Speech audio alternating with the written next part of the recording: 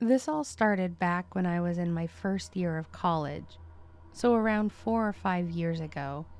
And while it may not be the most terrifying story involving a stalker that exists, it's one of those things that happened to me that I genuinely will never get over.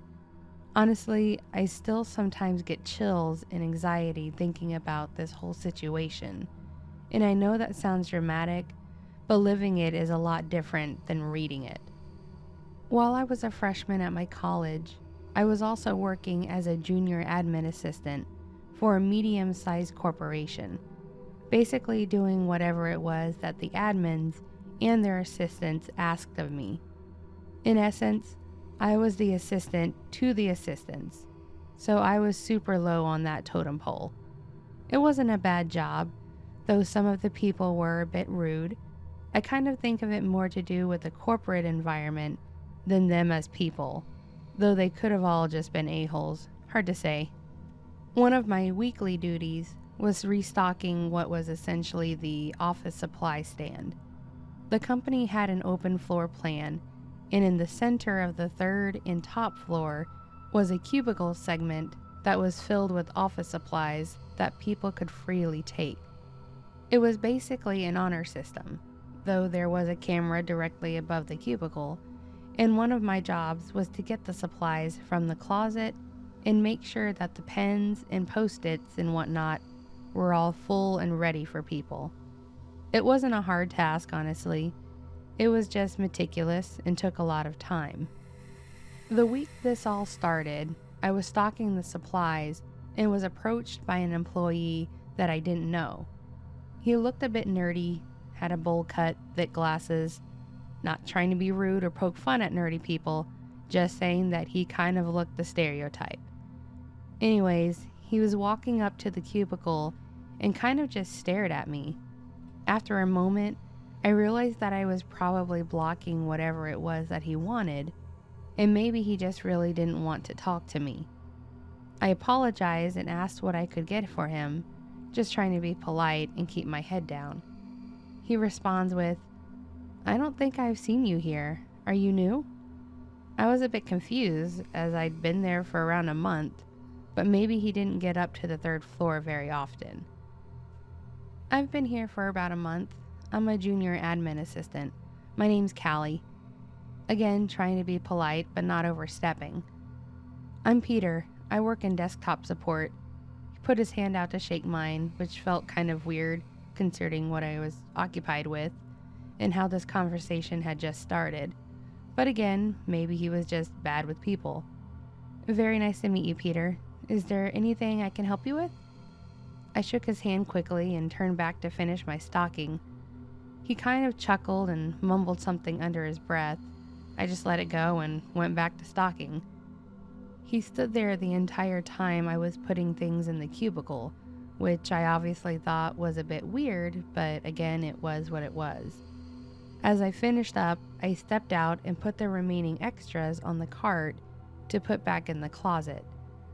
I told him it was very nice to chat with him and that I hoped he had a great day. He smiled and told me he'd see me around. Overall, I thought it was nothing. He was awkward but harmless. I expected nothing to come of this situation beyond me having to potentially say hi to him if I saw him in the future. Then the next week rolled around.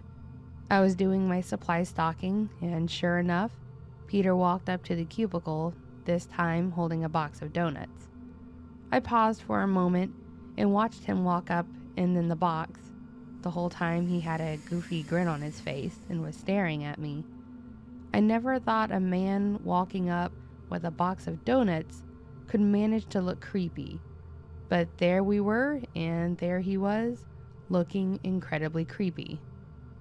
He asked me if I wanted a donut, and I was polite and took one, and placed it on a post-it note in the cubicle, because I had nothing else to put it on. I say thank you, and he just continues to stand there and stare at me, without saying anything for several moments.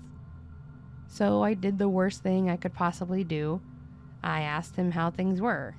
In my mind, I was just being polite, trying to make small talk. He then asks me what I'm doing that weekend, out of nowhere. He didn't answer my question. He just literally jumped into asking me out. I kind of laughed at him a bit when he asked. It was completely unintentional. He just caught me off guard. I politely told him that I had a fiance. His smile kind of fell into a half frown, but he kept his awkward stare.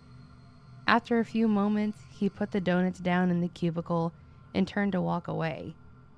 I honestly had no idea how to take any of this, so I just decided to move on and ignore it. The next day, I was at my desk and trying to book a flight for one of the C-level employees when I feel a hand on my shoulder. I literally jumped and damn near screamed when it happened. I turned to see who the hell it was, and to my surprise, it was Peter. Even more to my surprise, he had gotten a haircut, and he didn't look quite as nerdy as he had. He apologized for scaring me and said that he just wanted to apologize for how awkward he had been the day before, and that he had stepped out of line when he asked. His tone, his manner of speaking to me, and his overall demeanor was completely different, and he seemed sincere. I told him it was fine and that we all have our awkward moments. He then tells me that he had something for me, but that it had nothing to do with the situation before. He then pulls a gift card to Red Lobster out of his pocket and places it on my desk and follows it up by saying, "I promise this has nothing to do with yesterday.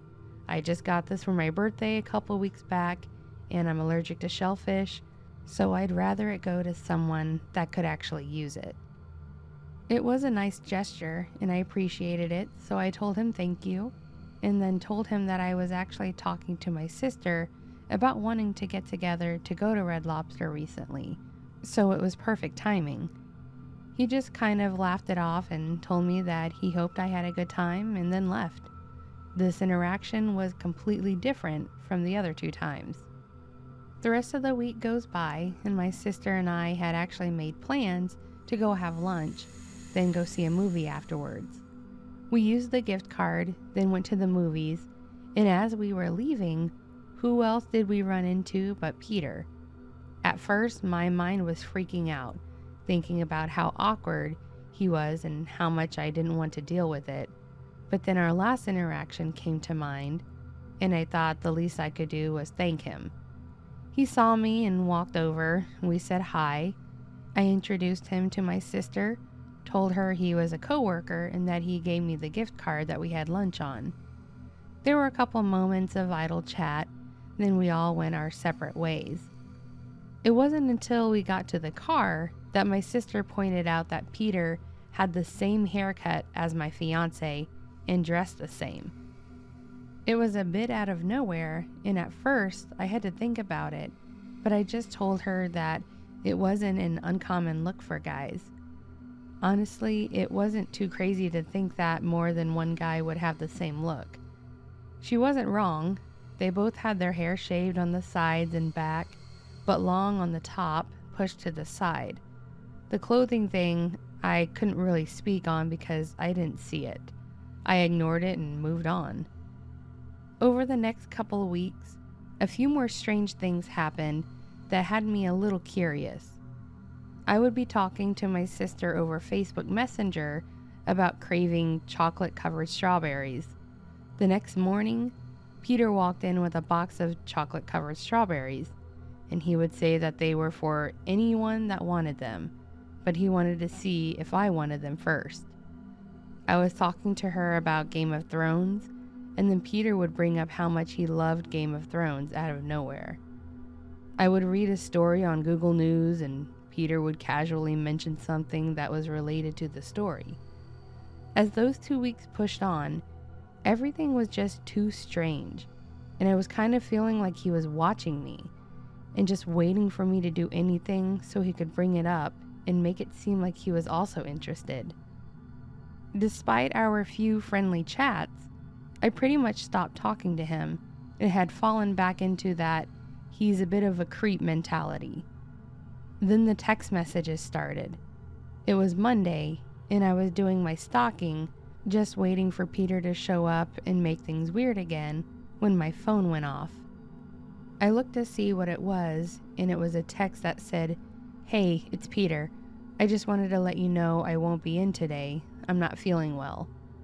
Not only did I not know how the hell he got a hold of my phone number, I didn't know why he was texting me. I simply respond with, "This is my name. I think you texted the wrong person."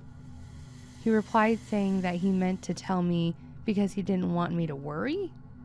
I just put my phone away and decided to not even bother replying. He started texting me, "Good morning," every single day after that. I responded once or twice, but after that, I just started to ignore him. Another Monday rolls around, and he walked up to the supply cubicle with a smile on his face. I sigh and brace myself for another conversation with this guy that was just not getting it. He then pulls a small jewelry box from his pocket and opens it.